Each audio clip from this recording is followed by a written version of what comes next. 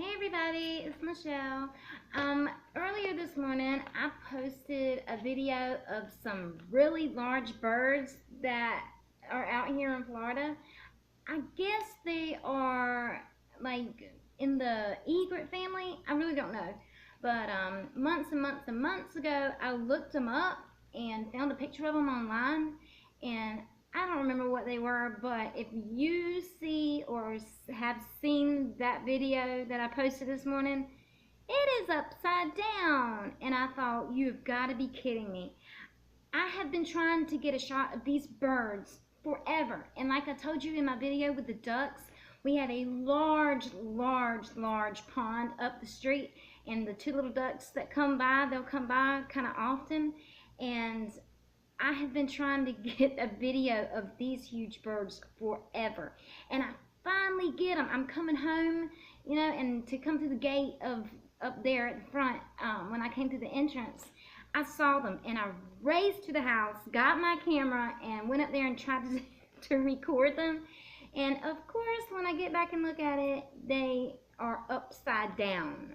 And I thought, you gotta be kidding me. I never see those birds anymore. And when I do finally see them, I got the camera upside down. Well, I've not got it upside down. I just have to hold it a certain way or it'll be flipped. But anyway, I really wanted to show y'all what they look like. So I put them up there and I put in the caption, yes, they're upside down. I'm sorry about that. But anyhow, enough rambling. So we are going to finish Junie B, first grader, cheater pants today. And we're at the part where we're at chapter 8 called A Plus Us. And she's gotten over the stuff of cheating and getting in trouble with Mr. Scary. Her parents signed the note he sent home to them. And when they get to class that morning, the desks are arranged in a group, in a circle, so they can write a poem together. And last time we read Junie B and Jose and Lenny and Herb's poem. And I'm going to read that one more time because it's really cute. It is Pally's, chummy, happy, joking, gelling, sharing, four amigos all together, friendship. And that was a really nice poem. So, chapter 8 is A Plus Us. A plus! We got an A plus on our poem. Mr. Scary came right back to our desks, and he took his red pencil, and he wrote an A plus right on top of our paper. What a wonderful poem you guys wrote, he said. I loved that. We jumped and clapped for ourselves. It was the funnest morning I ever saw. And that is not all, because lunch and recess kept on being fun too. On account of when four friends are in happy moods together, life is a joy, I tell you. After recess, I hurried back to room 1, because I couldn't wait to see what happy assignment we would do next. I skipped in the room and looked at the board, and then, boom! I came to a screechy stop. On account of the board had 2 terrible words on it. It said, spelling test. And I forgot all about that stupid thing. That dumb test was supposed to be last Friday, and then it got pulled off till today. And so how was I even supposed to remember that last night? Because I was worried about my note, of course. My legs felt weakish and limpish. Very slow, I dragged my feet back to my seat. The desks were back to normal again. Herb was already sitting down, and he turned around and looked at me. What's wrong, Junie B? He asked. Don't you feel good? I laid my head on my desk. I forgot to study my spelling words last night, I said. And now I'm going to be in trouble with Mother and Daddy again. I did a whine. This is the whole dumb problem with school, I said. One minute you're all joyful and happy, and the next minute the joy just gets flushed right out of you. Herb tried to make me feel better. Don't worry, most of the words are easy this week, he said. He paused for a second. Sort of. I did another one, 'cause sort of does not mean really. In the front of the room, Mr. Scary was passing out paper. "Is everybody ready for our spelling test this week?" he said. He winked. "Since you have had 4 extra nights to study, I'm sure everyone would get a perfect grade, right?" My stomach turned into a knot ball at that comment. Pretty soon the test began. Mr. Scary pronounced the first spelling word, and he used it in a sentence. "Fox," he said. "The fox is running through the woods." Fox. I perked up a little bit, 'cause I know how to spell fox, of course. I printed it very neat on my paper. Fox. "The next word is box," said Mr. Scary. "I keep all my toys in a box." Box. I sat up even perkier, 'cause box is just as easy as fox. Fox.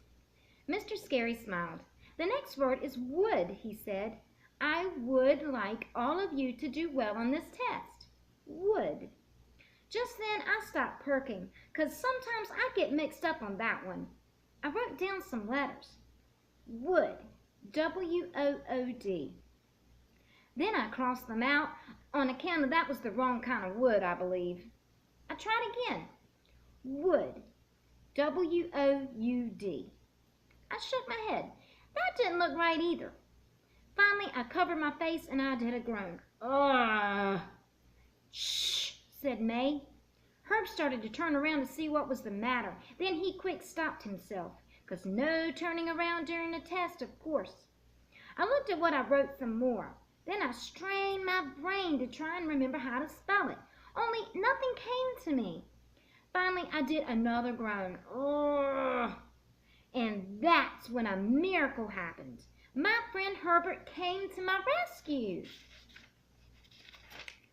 First, he shifted a tiny bit in his chair, and then he moved his test paper to where I could see it, and he pointed to the word with his finger. My mouth came open at that lovely gesture, 'cause I didn't even ask him to do that. Herb just gave the word to me, like a gift. I stretched my neck to see it better, and yay! As soon as I saw the word, my imagination got sparked, and I remembered the letter L perfectly good. I quick wrote it down on my paper. Would. W-O-U-L-D. And here they are. He is letting Junie B look at his test paper. I was just in time. Mr. Scary was already on the next word. Peek, he said. I saw you peek. Peek. Just then I sat up in my seat very still, and I did a gulp, 'cause I really thought he saw me peek, that's why. Only good news, I was wrong. On account of he didn't see me peek. He didn't. And besides, what I did this time wasn't even bad, probably, because Herb shared that word with me, just like we shared words for our poem. Finally, I did a little sigh, and I wrote peek on my paper. After that, I took the rest of the spelling test very perfect, and I put what happened right out of my brain. Sort of. All right, Chapter 9 is sleeping on it. That night, me and Philip Johnny Bob didn't sleep that good. We tossed and turned a real lot. Also, Philip Johnny Bob talked in his sleep a little bit, 'cause I heard him say the word cheater pants. I woke him up when I heard that. Then both of us got a drink of water, and we talked about what was the trouble. The next morning, our eyes were poopish and droopy. And guess what? We were not the only ones who looked like that either.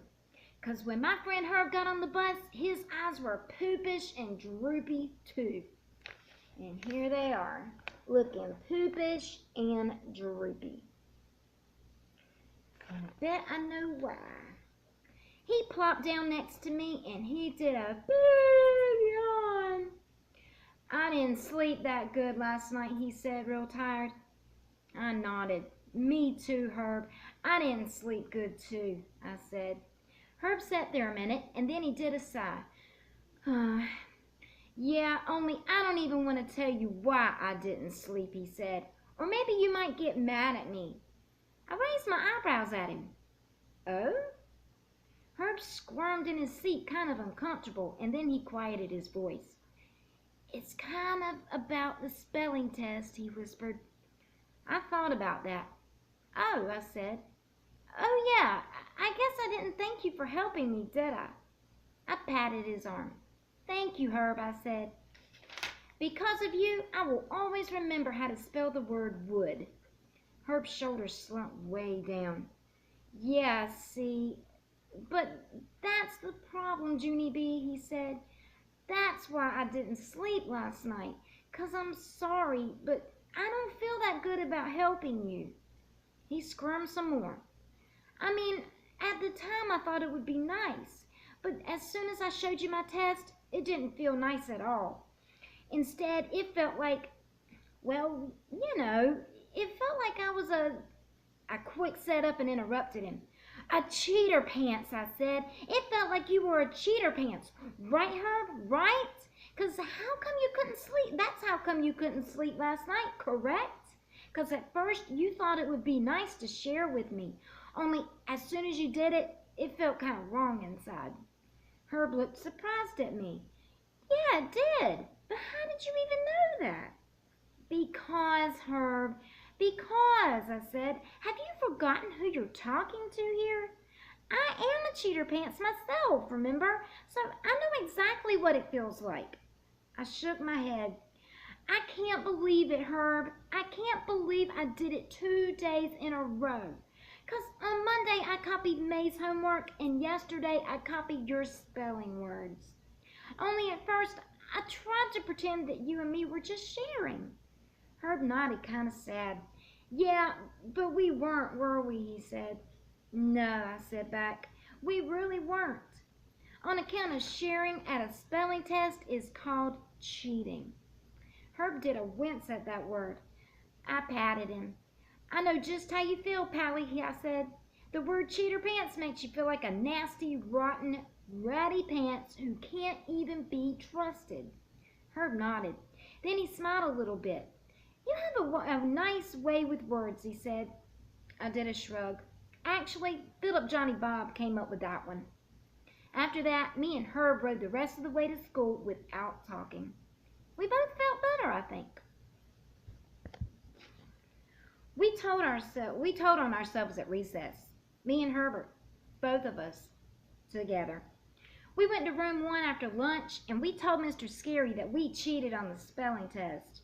Herb explained about how he heard me being upset during the test, and he didn't want me to get in trouble with Mother and Daddy again, so he showed me his answers so I would do good. Then I explained about how that was a lovely gesture by Herbert, but after we did it, we both knew it was wrong. And so we will never, ever do that again, and we meant it. Mr. Scary listened to us real careful. Then he thanked us for our honesty, and he said he admired us very much for telling him what we did. After that, he got out our test papers, and he wrote big zeros right at the top of them, on account of even if you get admired, you still get a 0 apparently. Only that was not even the end of it, because that night, while I was eating dinner, Mr. Scary called my house, and he tattletaled to Mother right on the phone. At first, Mother frowned a real lot. Then me and her and Daddy talked about our cheating all over again, and I got yelled at a little bit. But later, when they tucked me into bed, they said they were proud of me and her for telling on ourselves, and all of us ended up hugging. That night, Philip, Johnny, Bob, and I slept very perfect. Only here's the happiest news of all. When me and Herb got to school the next day, Mr. Scary called us up to his desk, and he gave us each a special poem that he wrote all by himself. I tried to read mine, but I didn't know all the words, so Mr. Scary read it to me. After he finished, I smiled real proud. Then I read it one more time, to just myself. Junie B, bubbly, bouncy, learning, growing, glowing. Your honesty is awesome. Trusted. All right, everybody. I'm about to run out of time, so I'll see you next time.